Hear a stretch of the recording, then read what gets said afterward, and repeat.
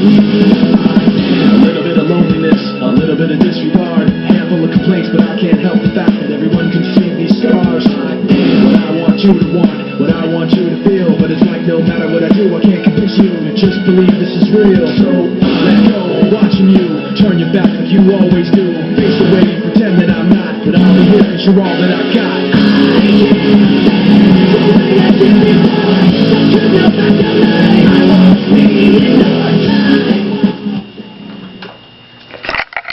Hi, I'm Matthaeus. Welcome to Last Resort Repair and Recreation, Episode 8. Behind me on stage is Charmella. She has something to read about gun rights. She has a poem that she was inspired by Podcast 189 on What on Earth is Happening. It just came to her while she was listening, so she's going to read that later on after I talk about gun rights. But first I'm going to start off with a poem. It's called Truth Defenders United Until Death and Beyond. We are the Third Eye Men, and we have returned once again. The enemy assumed it could destroy us, but our spirit has no end, and we will keep coming back until justice is done. We are committed to truth, and your defense will be won. As you can see, Charmella has brought her gun to show you.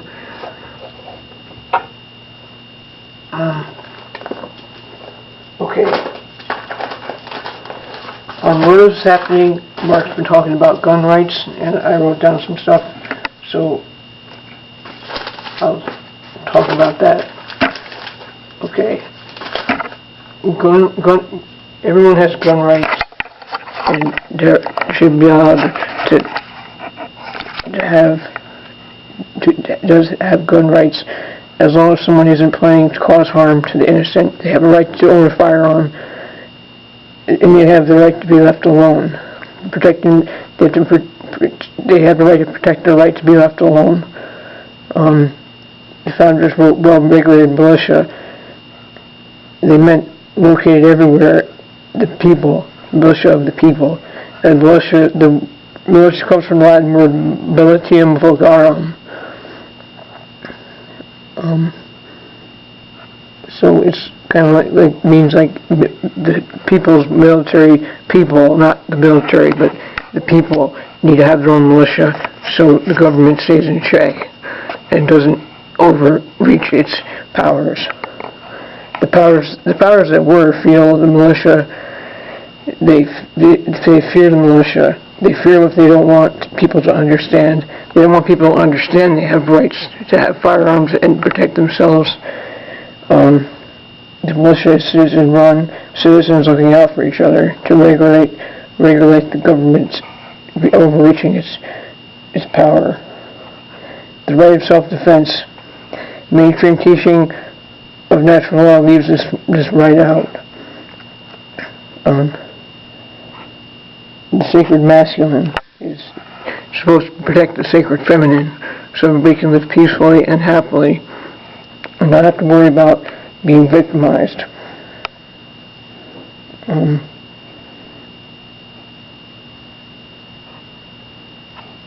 It's interesting how, slowly they try to take people's rights away, and they're trying everything they can do, but we're not on a positive timeline. They're not going to get away with what they want to, and we're making it harder for them, and that's why we do our shows, to let them know that try all they want, because they know that their time is running out. And I do believe in 2017 they'll be gone. There'll be no place for them anymore. Like it says in the Bible that no place will be found in heaven for them. They're not going to be able to get back to where they want to go or anything. They're going to be done. If they seek harm, to cause people harm, they're not going to get away with it. If they're not going to disarm America, they will never do that, because everybody knows their rights. Most people know their rights. There's a house here that has gun safe act, because there's a New York Safe Act with guns here, and it's really ridiculous, because they can't grant you a right. They can't grant you a right to own a firearm. That's a right. They can't grant you that, and they can't take it away. So that makes me feel better that there are people here that understand that and are on our side to help us so we don't get victimized. Because we're supposed to be looking out for each other. That's what we do. That's what the people do for one another.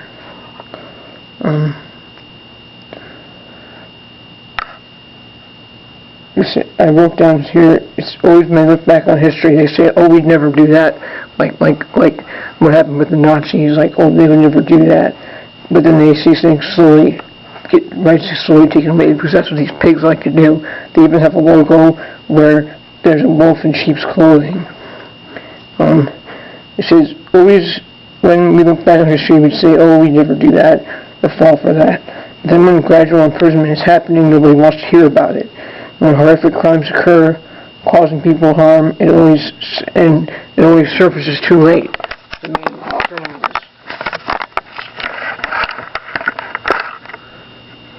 But we're exposing the criminals and their behavior, and Ralph is going to be doing that in his segment, so stay tuned for that. Gradual disarmament, infringement is the way to enslave them. Gradual disarmament, this is the strongest reason for people's right to bear arms is to defend tyrannical government.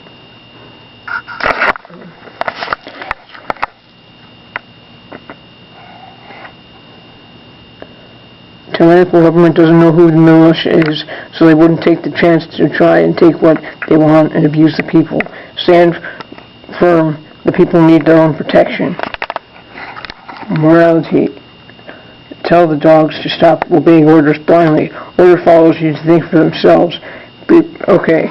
And, so...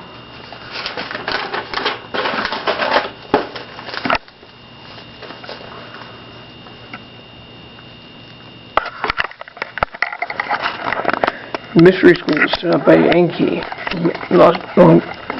ancient mystery schools. The dark occultists use knowledge for themselves without sharing with others, so they could play God. They could play God. The Brotherhood of the Snake, forbidden society. If people had the knowledge, it would level the playing field.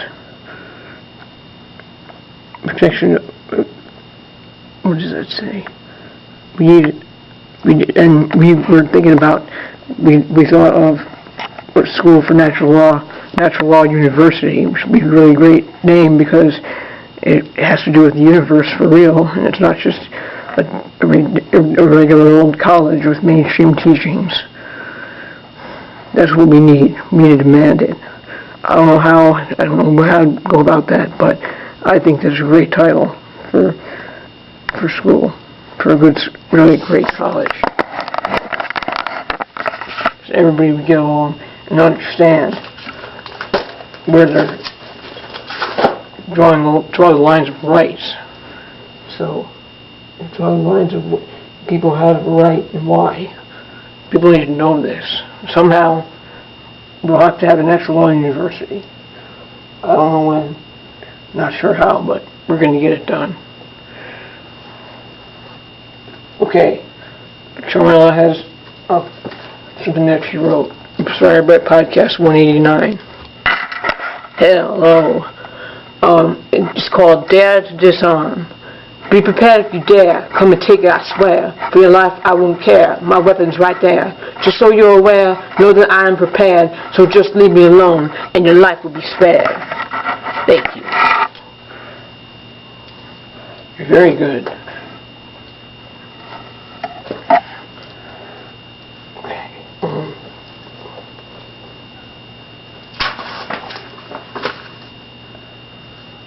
Here's a good article that we found talking about the life we live and how horrible and ridiculous the system is and how people are forced to work and do things that's not what they came here to do. So, you didn't come here to be stuck in a 9-to-5 job. You came here to end slavery. Remember, end slavery. That's why we came here. So this place could be a place where future people can come and not have to struggle to make ends meet, which is ridiculous. And actually, I have a poem that goes along with this article, if I can find it.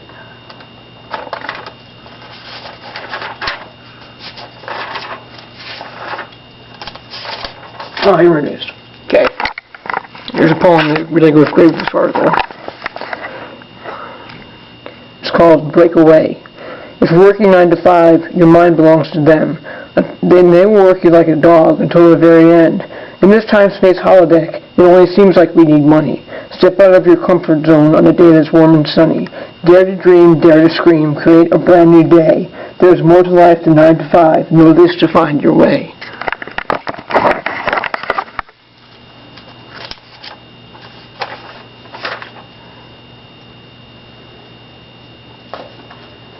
With the whole thing working, and they want. People think colleges create opportunity. Why? Because they were told that. They were told that. Stuck to the university. They think they're the universe. That's why we need a University of Natural Law, and it will be free. It won't cost anything, because people have a right to learn it and know it. Money is an unfair setup game, and we came here to end it.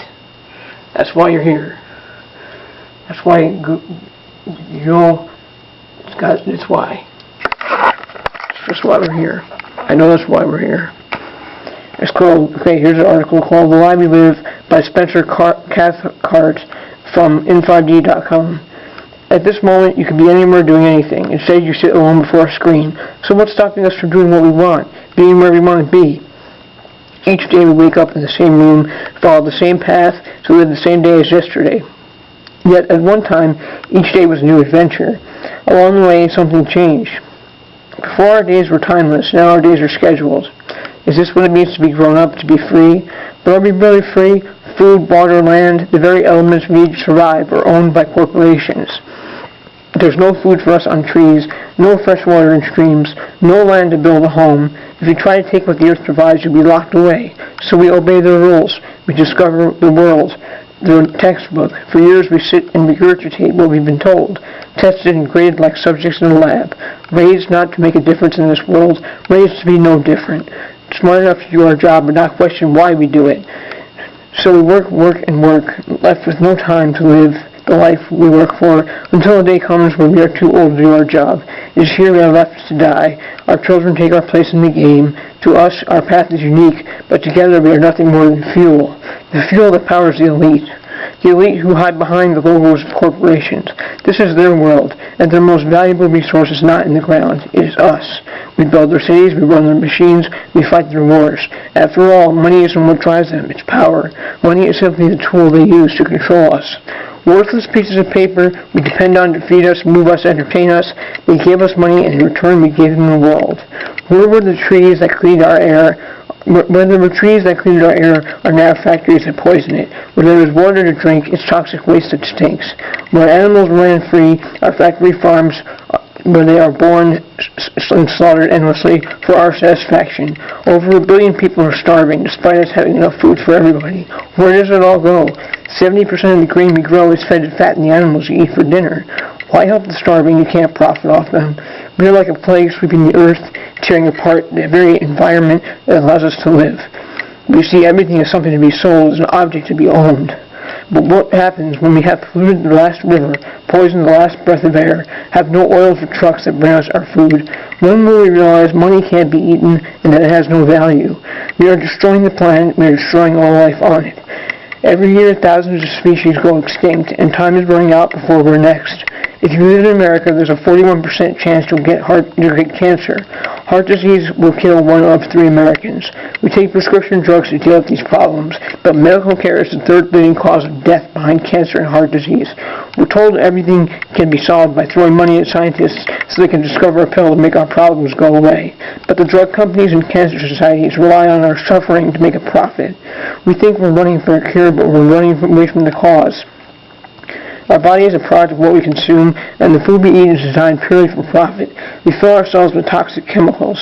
The bodies of animals infested with drugs and diseases. But we don't see this. The small group of corporations that own the media don't want us to, surrounding us with the fantasy we're told is reality. It's funny to think humans once thought that Earth was the center of the universe, but then again now we see ourselves as the center of the planet.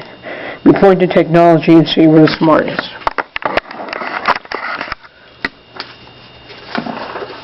But do computers, cars, and factories really illustrate how intelligent we are?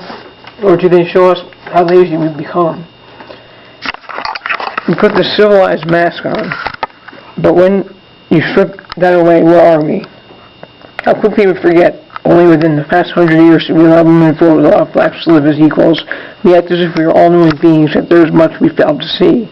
We walk down the street ignoring the little things, the eyes who stare, the stories they share, seeing everything as a background to me. Perhaps we fear we're not alone, that we are part of a much bigger picture, but we fail to make the connection. We're okay killing pigs, cows, chickens, strangers from foreign lands, but not our neighbors, not our dogs, our cats, those we have come to love and understand. We call other creatures stupid, yet we point to them to justify our actions. But does killing simply because we can, because we always have, make it right? Or does it show how little we've learned? That we continue to act off primal aggression rather than thought and compassion. One day the sensation we call life will leave us. Our bodies will rot, our valuables be collected. Yesterday's actions, all that remained. Death constantly surrounds us, so it seems so distant from our everyday reality. We live in a world on the verge of collapse. The wars of tomorrow will have no winners. For violence will never be the answer. It will destroy every possible solution. If we all look at our innermost desire, we will see our dreams are not so different. We share a common goal, happiness. We tear the world apart looking for joy, but without ever looking within ourselves. Many of the happiest people are those who own the least. But are we really so happy with the iPhones, big houses, and fancy cars? We become disconnected, idolizing people we've never met. We witness the extraordinary on screens, but ordinary everywhere else. We wait for someone to bring change without ever thinking of changing ourselves. Presidential elections might as well be a coin toss. It's two sides of the same coin. We choose which face we want, and the illusion of change is created, but the world remains the same. We fail to realize that the politicians don't serve us. They serve those who have funded them into power. We need leaders. We need leaders, not politicians. But in this world of followers, we have forgotten to lead ourselves. Stop waiting for change and be the change you want to see. We didn't get to this point by sitting on our butts. The human race survived not because we are fastest or strongest, but because we work together. We have mastered the act of killing, now let's master the joy of living. This isn't about saving the planet. This planet will be here whether we are or not. The Earth has been around for billions of years, and each of us will be lucky to last 80. We are a flash in time, but our impact is forever. I often wish I lived in an age before computers, where we didn't have screens to distract us. But I realize there's one reason why this is the only time I want to be alive. Because here today we have an opportunity we never had before. The internet gives us the power to share a message and unite millions around the world. While we still can, we must use our screens to bring us together rather than farther apart. For better or worse, our generation will determine the future of life on this planet. We can either continue to serve the system of destruction until no memory of existence remains, or we can wake up, realize we aren't evolving upwards but rather falling down. We just have screens in our faces. We don't see where we're heading. This present moment is what every step, every breath, every death leads us to. We are the faces of all who came before us, and now is our turn. You can choose to carve your own path or follow the road countless others have already taken. Life is not a movie. The script isn't already written. We are the writers. This is your story, their story, our story. Thank you for joining us, and we'll see you next week.